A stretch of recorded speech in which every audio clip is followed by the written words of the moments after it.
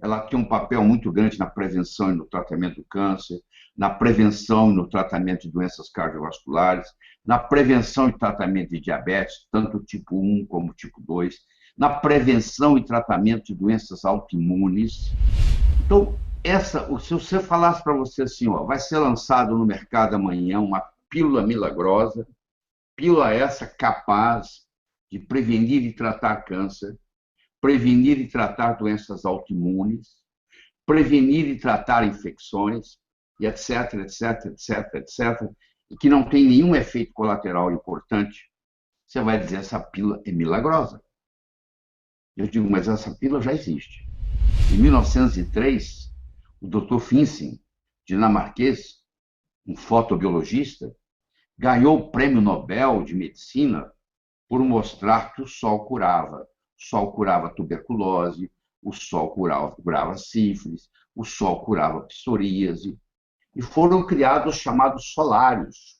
Então, uma pessoa tinha uma doença grave, ela tinha uma infecção grave, ela era levada para um hospital chamado solário, que era um lugar geralmente isolado, onde batia muito sol e a pessoa ficava internada ali tomando banho de sol para se curar.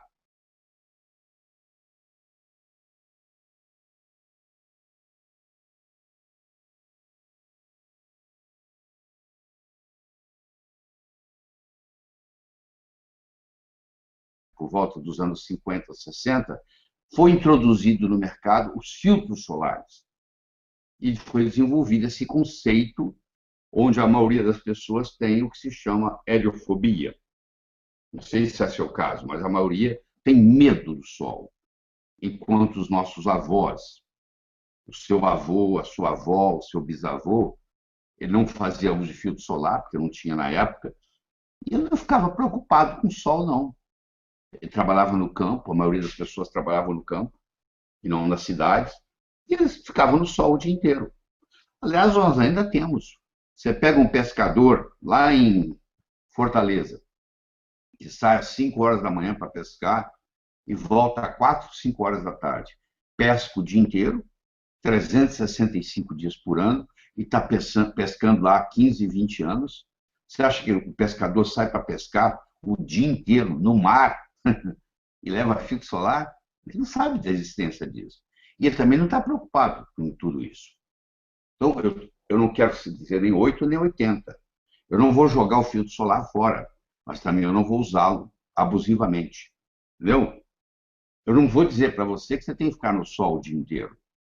Quando eu falo helioterapia, eu falo o uso inteligente do sol. Esse é isso que nós precisamos ver. É como é que se usa de uma forma inteligente o sol. Porque quando nós usamos de uma forma inteligente o sol, nós vamos gerar vitamina D, isso vai baixar o colesterol, vai tratar a pressão alta, vai tratar a hipertensão, vai prevenir melanoma. Como? Tem inúmeros estudos mostrando que a pessoa que toma sol regularmente tem menos melanoma. Eles fizeram um estudo na Inglaterra, pelos Correios, tem aquele funcionário do Correio que é o entregador de carta, que você conhece aqui no Brasil como carteiro, e tem aquele que faz o serviço burocrático e nunca sai de dentro dos Correios. Então, vamos ver quem tem mais melanoma. Então, deixa eu fazer um parênteses aqui. O melanoma é um câncer de pele raro. Só menos de 10% dos cânceres de pele são constituídos por melanomas. Só que quase 90%, 80, mais de 85%, quase 90% das mortes por câncer de pele é por melanoma. Então, eles fizeram um estudo nos Correios. Aquele carteiro que ficava no sol o dia inteiro entregando carta e aquele indivíduo que era burocrata ficava dentro dos Correios trabalhando. Quem tinha mais melanoma? Adivinha? Quem ficava dentro, trabalhando burocraticamente. Não aquele que está lá no sol, carregando a carta o dia inteiro. Fizeram um estudo em navios, em marinhas. Tem aquele marinheiro que trabalha no convés do navio e tem aquele que é cozinheiro, que trabalha no porão do navio. Quem manifesta mais melanoma? Aquele que trabalha em cima, tomando sol o dia inteiro? Ou aquele que fica lá na cozinha, lá no porão cozinhando? Quem fica lá no fundo cozinhando. Olha que coisa interessante. Então, aí começaram a estudar o seguinte, estudar a Terra, onde tem mais câncer, onde tem menos câncer, onde tem mais doença, onde tem menos doença. Então, como você sabe, a Terra é redonda. E aqui no meio dela passa uma linha imaginária que se chama Equador. E quando vou tanto para o norte quanto para o sul, você pode afastar do Equador 90 graus. Aqui está o Polo Norte, aqui está o Polo Sul. Então, 90 graus. Então, aqui tem 0, 10, 20, 30, 40, até 90. Menos 10, menos 20, até 90. Quanto mais você se afasta do Equador, menos Sol existe. Porque o Sol bate de uma forma inclinada, até chegar lá no Polo Norte ou até chegar lá no Polo Sul. E quanto mais se afasta do Equador, mais câncer existe, inclusive melanomas. Ou seja, quanto menos sol eu tomo, mais doenças eu tenho. Mais pressão alta, mais colesterol alto, mais diabetes, mais o chamado SAD, SAD, que é a doença afetiva sazonal, que é a pessoa que entra, por exemplo, na Suécia, na Noruega, na Dinamarca. Durante o inverno, a pessoa entra em depressão profunda, tem que ser tratada com luz artificial, por causa da falta da vitamina D. E por que você gripa na época do inverno? Você já parou para perguntar por que a maioria das vezes você gripa no inverno? A principal razão que você gripa no inverno, claro que as pessoas às vezes se juntam mais, facilita a propagação da virose. Mas a principal razão é que a produção da vitamina D oscila com a estação do ano. Quando você está no inverno, com a mudança do ângulo da Terra, você não produz a mesma quantidade de vitamina D3 que você produz quando está no pico do verão. Qual mês que você nasceu? Faz uma diferença muito grande, porque se a maior parte do período que você ficou no útero da sua mãe era um período de sol, de verão, você nasceu com mais saúde do que se a maior parte do tempo que você passou no útero da sua mãe era a época de inverno. Então, eles fizeram, por exemplo, pacientes que com 30 anos de idade desenvolveram esclerose múltipla. Fizeram um estudo retrospectivo para ver que mês que tinha nascido, isso nos Estados Unidos. E lá o mês, aqueles que nasceram no mês de maio, no caso lá, que quando é inverno aqui é verão lá e vice-versa, né? Você entende por que no Natal aqui é calor e em Nova York é frio, já que lá é terra, aqui também é terra. Onde a terra estiver, Nova York está e São Paulo está. Mas por que aqui é calor em dezembro e lá é frio? Porque a terra tem um tilt, o eixo da terra que desviou. Hein? Então, se nós pegarmos a terra aqui e formos olhando do Equador para cima, do Equador para baixo, isso chama latitude. É muito importante.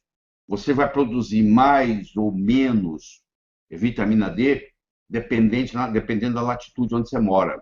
Se você é um indivíduo que mora no Rio de Janeiro e tem uma pele negra e muda para Montreal, você provavelmente vai ter uns 8, 10 anos que você não vai ter problema. Mas a partir daí, você começa a ter problemas gravíssimos, porque aí acaba a reserva da vitamina D que você pegou no Rio de Janeiro. Porque uma pessoa de pele negra, para morar no Canadá, é muito complicado. É uma questão só de tempo, ela adoece. Porque ela não tem condições. Aquela latitude não serve para ela. Se você vai na região do Equador, a pele é mais escura. Você vai na África, por exemplo, a pele é negra. Se for feito para receber mais sol. E eles precisam receber mais sol. Um indivíduo daquele que muda para a Inglaterra, ele já começa a ter problemas. De todos os aspectos, porque a vitamina D tem uma ação tão importante na expressão gênica, a quantidade de doenças que você pode gerar é uma coisa absurda pela falta da vitamina D. O que faz você produzir mais ou menos vitamina D é o lugar onde você está, é a estação do ano, se é verão, se é inverno, se é outono, se é primavera, é a hora do dia que você toma sol. Eu sei que isso te vai chocar muito, mas a melhor hora para você tomar sol é meio-dia, porque meio-dia você tem mais raios B chegando à estratosfera e chegando à superfície da Terra. O Sol, ele emite 3 tipos de raio ultravioleta. Ele emite o C, que tem de 200 a 290 nanômetros. Nanômetro é quando eu pego o metro, divido ele em 1 bilhão de vezes. Cada pedacinho é um nanômetro. Então, entre 290 e 290 é o comprimento de onda do raio C. O raio ultravioleta C não atinge a superfície da Terra. Ele fica na estratosfera. Lá existe uma camada de 30 e 35 quilômetros de ozônio que segura esse raio. Eu sei que a camada de ozônio vem sendo destruída aos poucos. Por enquanto, nós só afetamos 5% da camada de ozônio e ela ainda não está perturbando isso. Ou seja, o raio C continua preso lá.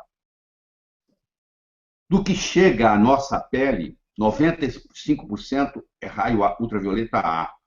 Só 5% é raio ultravioleta B. O raio ultravioleta B pica no meio-dia, em ponto, entre as 10 e as 2.